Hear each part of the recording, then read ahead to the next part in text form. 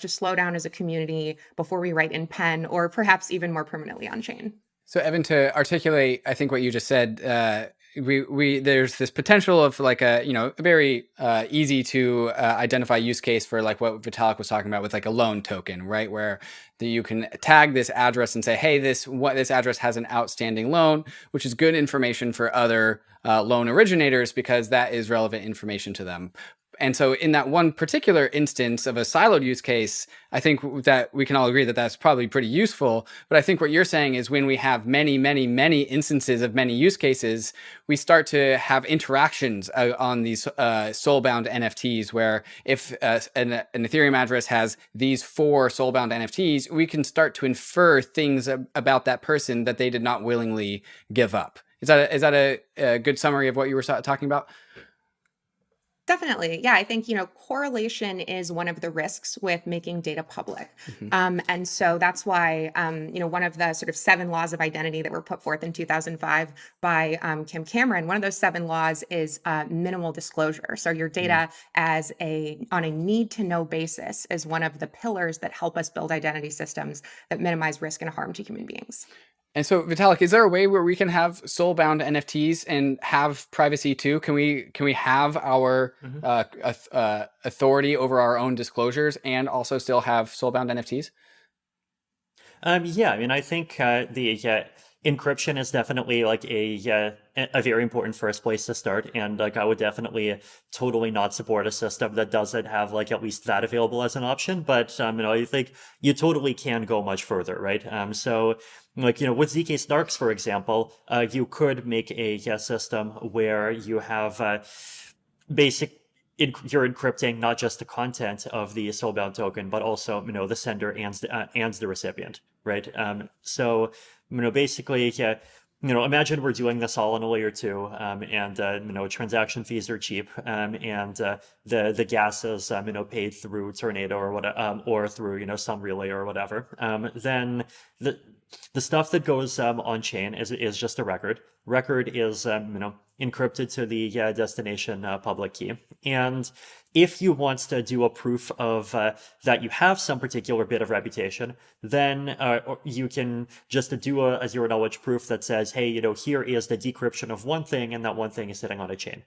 If you want to have a proof that says, I have never received something of this type, then you can make a ZK Snark that just walks over the entire set of records, and then basically show that actually like nothing in that, like if you decrypt everything in that set, then like none of those are going to be a record of this type, right? And possibly you can make a kind of privacy efficiency trade-off somewhere, kind of split it into 100 buckets if you only want to decrypt 1% of everything, but you can like really reduce a lot of information there.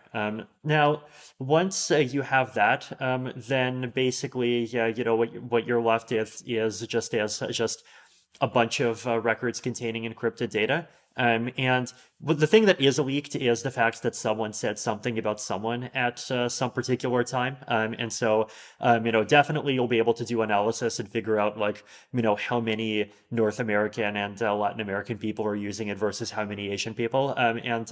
To a mathematician, that's a pretty significant data leak, but it does get pretty low already. I do think that the point about encryption eventually, like having a risk of eventually breaking, I think it is something that's fair. Though on the other hand, I would also say that like this gets to the point where like if you don't make some information available, then like that starts really going against some of the positive use cases as well, right? Like at some point like you have to kind of pass some bar of capability, and if you don't pass that bar of capability, people will just create centralized providers that do, right? So And I do think that that it is possible to kind of reduce the privacy issues a lot, especially once like broken encryption comes into your model. Like, you definitely can't do it to 100%. Though 10-year-old information getting revealed is less bad than 0-year-old information getting revealed, and still only happens if occasionally and so forth. And like, there's definitely kind of like a place to trade off on the boundary. And so I do think that there is a case that if there is some NFT where like the contents are sensitive, then you might even want to like put a hash of it on chain. And like the thing, well, actually no. Here's what you do: you put the recipient on chain, and you would just send the contents of the NFT to the recipient, and then you put the hash on chain, right? So the recipient holds the data off chain, but then if the recipient wants to kind of walk over the entire data and prove it, then like they can still make a proof using the information that they have personally. And then if they want to prove that a record isn't theirs, they just show that like, look, the ID in this particular position is different, right? So there are lots of technical tricks that you can do. But I do sympathize with the idea that like you can't bring the issues down to exactly zero. And I think like there is some trade-off at the end, though. At the same time, as I'm sure Justin told you, never underestimate the power of cryptography to do quite a lot. So, I guess at some point it does, get into kind of just being application specific. MakerDAO is the OG DeFi protocol. The MakerDAO produces DAI, the industry's most battle-tested and resilient stablecoin. Using Maker, you don't need to sell your collateral if you need liquidity. Instead, you can spin up a Maker vault and use your collateral to mint DAI directly. With Maker, the power to mint new money is in your hands. The Maker protocol is extremely hardened and operated by one of the most experienced DAOs in existence. They've been here since the beginning, they've seen it all, and so you can mint DAI with the assurance that your collateral is safe. Soon, Maker will be present on all chains and L2s, so minting DAI can take place on Oasis.app, Zerion, Zapper, or any other DeFi protocol that you use. Follow Maker on Twitter @MakerDAO and learn from the oldest and most resilient DAO in existence. The Brave browser is the user-first browser for the Web3 internet, with over 50 million monthly active users. Control your digital footprint with built-in privacy and ad blocking. Inside the Brave browser, you'll find the Brave Wallet, the first secure crypto wallet built natively inside of a Web3 crypto browser. Web3 is freedom from big tech and Wall Street, more control and better privacy. But there's a weak point in Web3, your crypto wallet. The Brave Wallet is different. Brave Wallet is built natively inside the Brave browser, no extension required, which gives the Brave Wallet an extra level of security versus other wallets. With the Brave Wallet, you can buy, store, send, and swap your crypto assets, and you can even manage your NFTs and connect to other wallets and DeFi apps, all from the security of the best privacy browser on the market. Whether you're new to crypto or a seasoned pro, it's time to switch to the Brave wallet. Download Brave at brave.com/bankless and click the wallet icon to get started. Aave is the leading decentralized liquidity protocol, and now Aave v3 is here. Aave v3 has powerful new features to enable you to get the most out of DeFi, including isolation mode, which allows for many more markets to be launched with more exotic collateral types, and also efficiency mode, which allows for higher loan-to-value ratios, and of course, portals, allowing users to port their Aave position across all of the networks that Aave operates on, like Polygon, Phantom, Avalanche, Arbitrum, Optimism, and Harmony. The beautiful thing about Aave is that it's completely open source, decentralized, and governed by its community, enabling a truly bankless future for us all. To get your first crypto collateralized loan, get started at aave.com. That's AAVE.com. And also check out the Aave protocol governance forums to see what more than 100,000 DAO members are all raving about at governance.aave.com. I want to ask a question, and this is a little bit beyond my technical expertise to really understand. But if we have this world of like soulbound NFTs, and that's leaking all of this data that we don't want leaked, but we have the solutions to stop those leaks from being leaked with a combination of encryption and ZK proofs. If we maximize if we plug up all the holes of the leaking of the data with ZK proofs and encryption, do we actually kind of ultimately just work back down to the same properties of off-chain NFTs in the first place? Or off-chain credentials, I mean. The key property that we keep, right, is this. I think one, this ability to prove negatives, and which I do think is important. I think just to kind of expand on why I think like proving negatives is important. Like I think. It is definitely true that there are like negative or things that people have where if they get revealed, then those properties can get used against them. And I do think that like there's a really big and important role for privacy to play in kind of fighting against that. And I think even the crypto space itself is like a really good example of that, right? And lately we've been having more and more of these anons on Twitter, and they can just get kind of respected for who they are as anons, and we don't even necessarily needs to know what their faces look like, and unless and until they show them, right? And I think that's like people having the option to do that is beautiful. But at the same time, I think kind of the two caveats I would give there is one, that there is a way in which proving negatives can be kind of more, even more egalitarian and empowering than having to prove positives in some cases. And like one particular example of this, right, is in the real world, like in the non-crypto world, there are applications where like one side needs to know that the other side is at least reasonably trustworthy. And one thing that they might do is like prove that the other side doesn't have a criminal record, right? And that's nice because it's like a very simple test that someone is like at least not in, the bottom kind of a few percent of trustworthiness, kind of probably. And it's something that like most people have by default, right? Now, if we did not have the ability to prove the absence of a criminal record, then the thing that people would probably be forced to do instead is they would be forced to basically say you have to provide positive evidence of good character. And once you have to find positive evidence of good character, then like that's going to be something that's harder for people to find, right? Like some, just person who just has some stall on the street where she's been selling bananas for $1 for 25 years, like never did anything wrong, trustworthy, but just because she's not part of the system, she might not even have that evidence of good character, right? So I think like that's one important sense in which kind of like lack of negatives can be a more egalitarian thing than presence of positives. And also presence of there are a lot of cases even today where presence of positives is something that can be used to exclude, right? Even a simple one is like just requiring proof of citizenships, right? Like a developed country passport, something that 86% of people in the world don't have. I think, crypto really tries and cares about being global.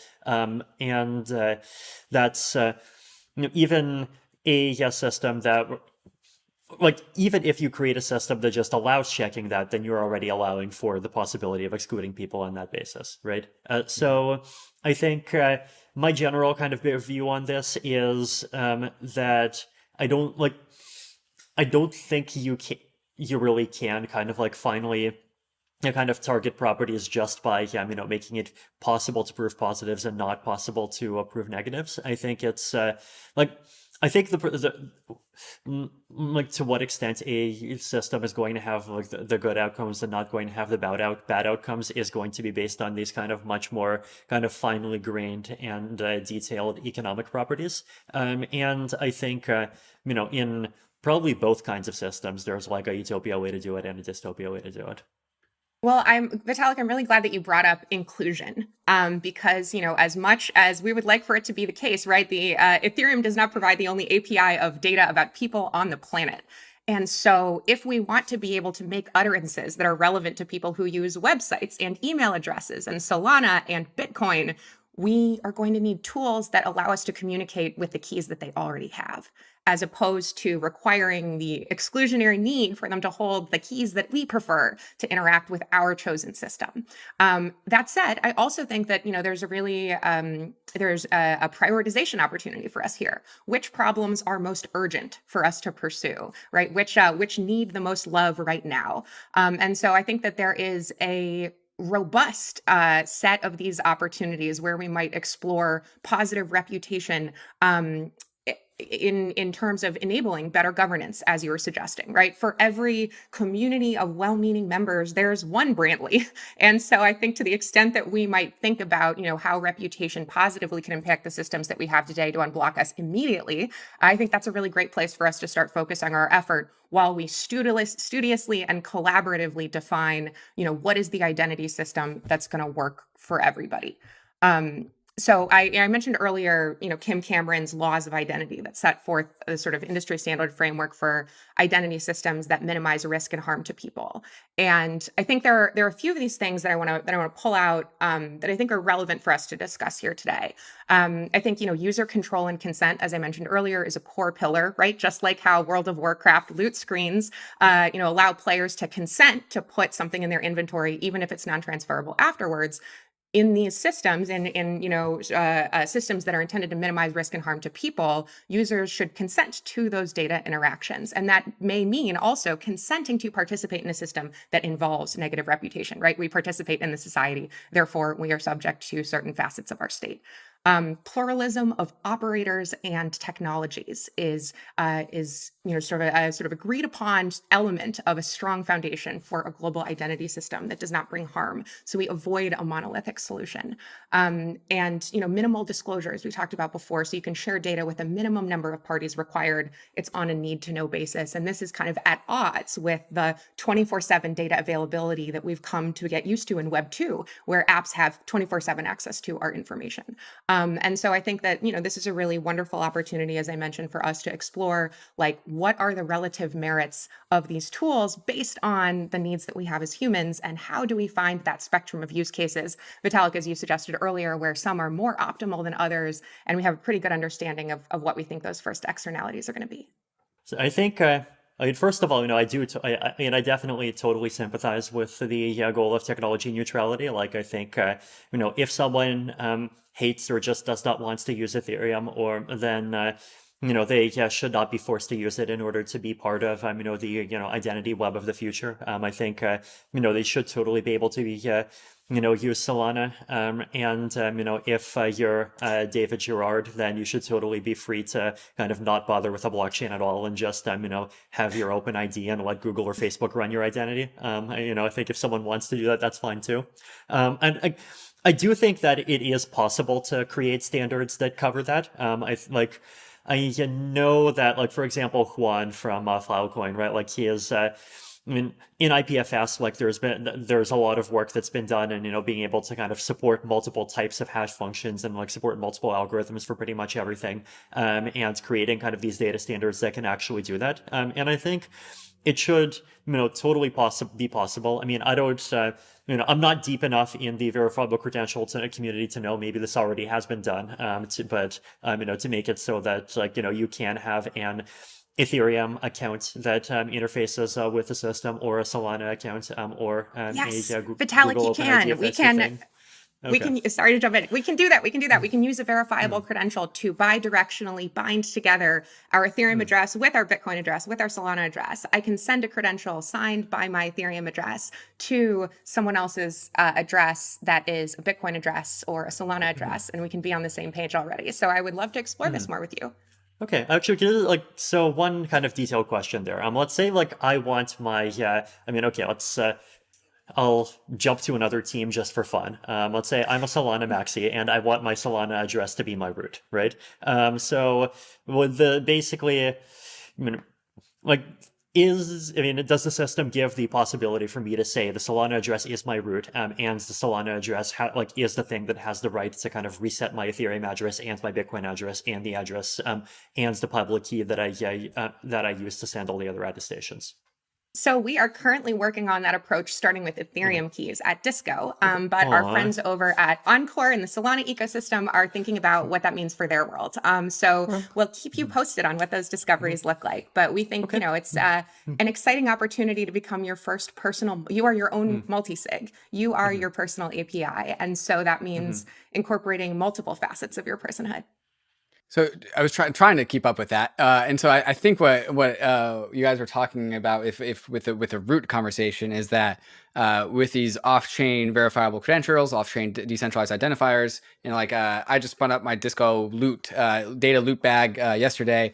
But does that mean that, Evan, like, Disco is like opinionated, as in like Disco's home is Ethereum, even though it can link to other Ethereum addresses? Is that the conversation that you guys are having?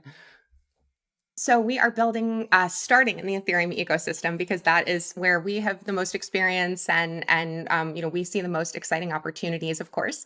And so as we explore the relationships that people have between different keys, we're going to figure out, what does it look like? Is it hierarchical? Right now, based on the decentralized identifier spec, not especially, but identity is an emergent thing. And so I think based on the way that people start to interact, deliberately engaging multiple chains at once, or their physical space with their on-chain activities, or even Web2 activities, we'll start to see more of this structure emerge. So at Disco, the very first thing that we're doing is enabling everybody to create decentralized identifiers out of their existing Ethereum addresses, so they can get so they can use their existing MetaMask keys to sign off-chain data in the form of verifiable credentials that they can write about themselves, they can send to their friends, they can receive from the DAOs in which they are members, like Boys Club or SheFi, DAOs and Syndicate and Seed Club as well in the future. And so we are starting off with the Ethereum ecosystem because, as Vitalik noted earlier, we are hitting a ceiling of fun that we can have together when we're limited to on-chain data.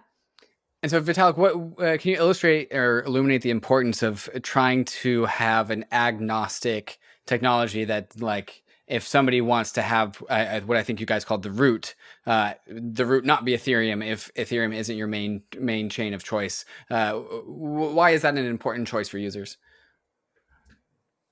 I think it is looking like we're going to be in a world where different users are kind of primarily homed on one particular chain, and I think that's totally fine. And in some cases, the chains that people use might even end up changing. So I'd say, in general, like, if you have a standard of this type that ends up kind of enshrining one particular chain, then like that both, obviously it entrenches that standard further in that chain's ecosystem, but it does also kind of limit the social scalability of it, which I think is from that point of view something that's totally fair. Evan, is this technology that what you're building at Disco, is this like agnostic from even like necessarily the cryptocurrency world? I know it will always use cryptography, but like, is this something that like the Web 2 world can leverage? Absolutely, yes. So in the same way that we can create a decentralized identifier out of our Ethereum address, we could also create one out of a PGP key, an email address, a website. And so our ability to show up with the various facets that make us us, and connect them together is one thing, right? Which names are we using for ourselves? Where do they come from? But our ability to collect metadata around all those different names, off-chain, non-financial metadata in the form of credentials describing any of those addresses, this has very little to do with, or natively has very little to do with financial interactions. The security of data in this particular form is secured by cryptography, as you note. And so though off-chain credentials can support the integrity and transparency and complexity of financial interactions, there is nothing inherently financial about them. So when I send a verifiable credential to you, I don't pay any fees or anything, but because it's a piece of data, it's got to be stored somewhere. So we're sort of changing the process of where cost falls in that communication. So I have two last questions before I run out of them. And so if there's any last subjects floating around in your respective brains, do bring them up. But my last question is about like a superset versus a subset of these different like form factors. And what I mean by that is, and Vitalik, correct me if I'm wrong, but like this isn't like soul-bound NFTs versus off-chain identifiers. Like my understanding for this is that like a soul-bound NFT is like a smaller subset of just like verifiable credentials and decentralized identifiers at large, right? Where you have a verifiable credential, and then if you imbue that into an NFT on a blockchain and make that NFT non-transferable, then you get a soul-bound NFT. Vitalik, would you agree with that description? Yeah, I think it's like important to distinguish between like verifiable credentials, the brand's name, kind of, and the kind of specific community that's been working around that brand name for a half a decade, versus the general concept of credentials that are verifiable. Soulbound NFTs are credentials that are verifiable. But on the other, a soulbound NFT is also a brand name, right? Because soulbound NFTs, by some definitions, are not even tokens. it's like I think once you kind of go beyond the kind of like the specific kind of categories that exist in people's heads and like start thinking about properties, like you can totally unlock that entire space in the middle, right? And like I think just even to save gas, it does totally make sense in a lot of cases to make popes be off chain in a lot of